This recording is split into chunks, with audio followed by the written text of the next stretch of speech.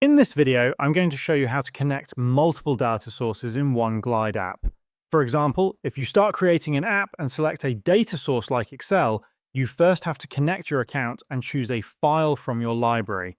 After selecting your file, click on Create App. When you go into the Data section, you'll see that your Excel sheet from OneDrive has been imported. This means your Glide app is now connected to one data source.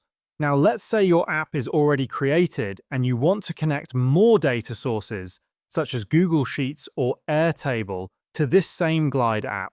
To do this, go into the Data tab of your Glide app.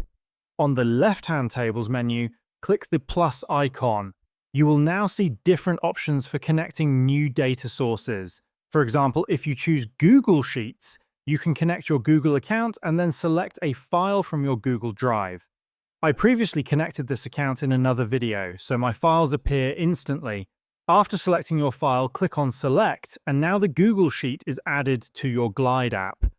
To connect even more data sources, repeat the same process. Click the plus icon again and choose Airtable. I've already connected my Airtable account, so all my bases appear here. Select any base you want to click and add source. Once added, that Airtable also becomes part of your Glide app. This proves that there is no limit to how many external data sources you can connect to a single Glide app.